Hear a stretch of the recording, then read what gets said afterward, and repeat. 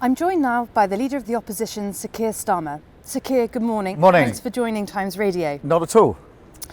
As we head into the local elections, Labour is an average of 6 points ahead of the Conservatives. But given the litany of challenges facing this government, Partygate, the cost of living, the Tory MP watching pornography, shouldn't Labour be further ahead at this point? Well, when I took over leadership of the Labour Party just over 2 years ago, we were well behind in the polls. We've done a huge amount of work to change the Labour Party, turn ourselves inside out, and we're now ahead in the polls. That's a huge achievement. What I see as I go around the country, I go and join our team's campaigning, is thousands of our activists out there making a really positive case on the issue that really matters, the cost of living crisis, which is what everybody is talking about up and down the country. We've got answers to those issues that people are most concerned about. The government's got absolutely nothing to say, so we're making a positive case. We've got a great set of candidates, and I think to date we've done just over 2 million conversations on the doorstep. So I know every vote's got to be earned, take nothing for granted, but we've got the wind in our sails and we're very positive about this campaign. You highlight the fact that Labour came from a low base. 2019 was admittedly the party's worst election result since 1935. Some of your observers think that it will just take more than one term for Labour to get into a place where it can win a general election. What do you say to that? I don't agree. I think if you take the last 2 years, the change in the Labour Party has been really profound. I could give so many examples. I said I would tear anti-Semitism out by its roots from our party, and we've really done a lot to tackle that.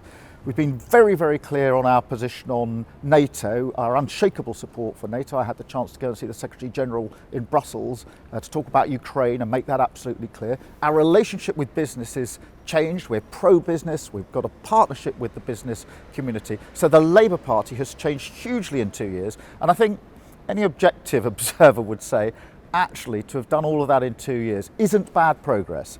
Now, no, I'm not complacent. I know there's more work to do, of course there is, but I'm absolutely sure that we can do this. And as I speak to our teams across the country, I'm really struck by the positivity now in the Labour message, the Labour team out there having those conversations on the doorsteps.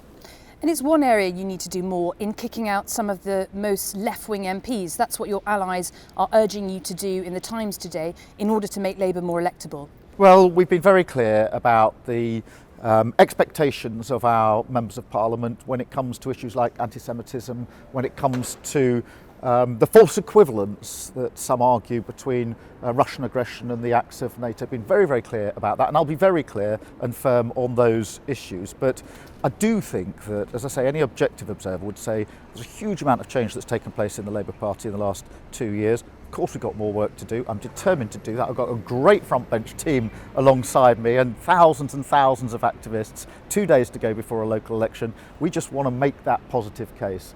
And I can't emphasise enough that in these elections, the issue that comes up on every single doorstep is I can't afford to pay my bills.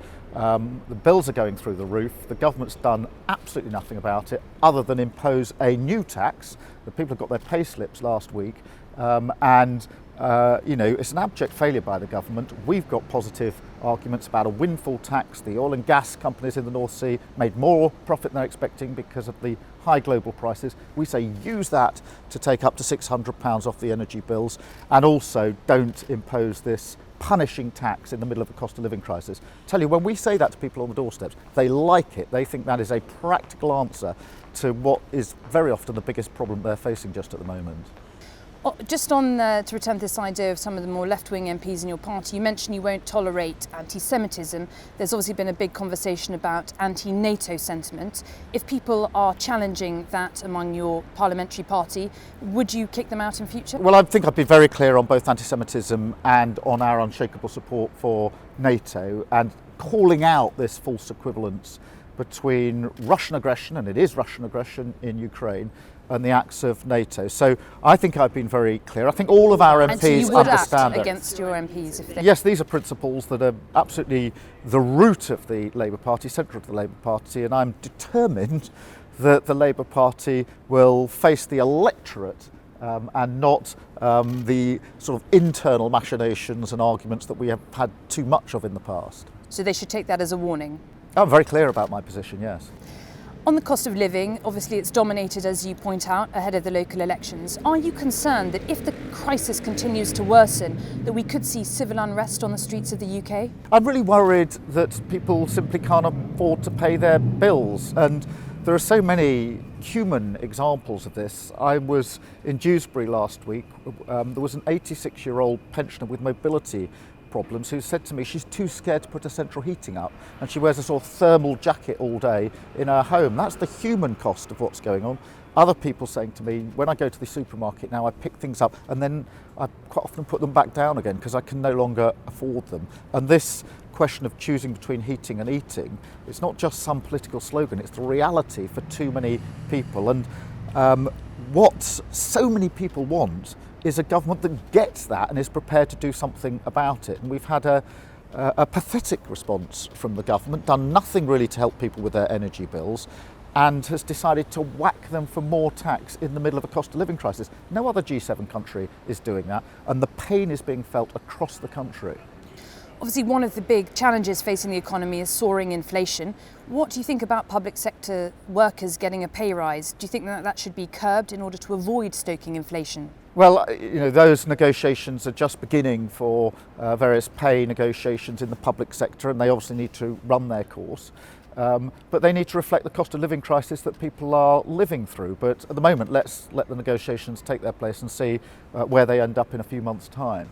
And what about in the private sector? Andrew Bailey, the Bank of England governor, urged workers to avoid asking for pay rises, again for fear of stoking inflation. Do you agree with him, or should the Bank of England avoid making such political interventions? I think it's very difficult to say to people that they can't even ask for a pay rise in the middle of a cost of living crisis. Bills of every sort are going up, whether that's food, fuel, energy. Wages aren't going up, inflation is, and people will have looked at their payslip last week and realised less money coming in because the government's just increased tax in the middle of a cost of living crisis. So I think everybody that's telling working people what they should do should say to the government, what are you doing about the cost of living crisis? Because the answer at the moment is very, very little, and it's totally inadequate, and it's an abject failure. Should the Bank of England's remit be reined in if they're making interventions like that? No, look, there's a discussion to be had, and it's not for me to tell the Bank of England what they should or shouldn't say. My focus is very much on the government, because I think the government is totally out of touch on this. I don't think they really appreciate what people are going through. I don't think the Chancellor appreciates the struggles that people have paying their bills. It's a government that's out of touch and, frankly, out of ideas. There are lots of voters out there who are renting, who would love the security of owning their own homes. What do you say to Boris Johnson's reported examination of reintroducing right to buy so that people could purchase their housing association homes? Well, I understand why people want to own their own homes, of course I do, but frankly, for the Prime Minister 2 days before a general election to try and reheat a plan that I think was in the 2015 Conservative manifesto and never implemented shows you just how out of ideas he really is. Actually, the focus at the moment is how can I pay my bills, to which the Prime Minister and the Chancellor have got absolutely no answer. And let's talk about the government's Rwanda proposal. If sending a few migrants to Rwanda successfully deterred people from making that perilous journey across the Channel or from getting in the back of refrigerated lorries, wouldn't that be a good thing? I don't want anyone to make that perilous journey across the Channel, and I absolutely want to clamp down on the criminal gangs that are encouraging and running this. So I think the effective action that we should take is international cooperation to deal with those criminal gangs. When I was Director of Public Prosecutions, I was involved in international operations to deal with people smuggling, the smuggling of drugs and guns. And I know that if you work across countries, you can deal with these gangs as they bring people on this perilous journey to the north coast of France. That's what I think would be effective, not the Rwanda plan of the government, which I think is wrong, will be costly, and frankly, I don't think it's going to work. And just finally, do you regret having that beer in Durham during lockdown in April 2021? We were working in the office, we stopped for something to eat. There was no party, no breach of the rules. That is the long and short of it.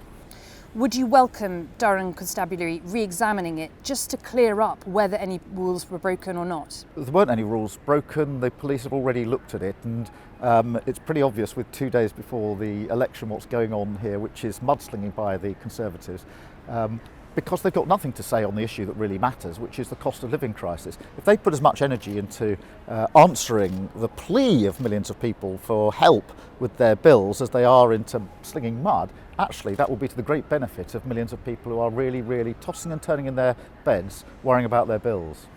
Obviously, Durham Constabulary has been found to have given out fewer fixed penalty notices than the Met, so you wouldn't welcome them just looking at it just to clear up any confusion about what's happened? No rules broken, no party, nothing to add. Keir, thank you. Thank you.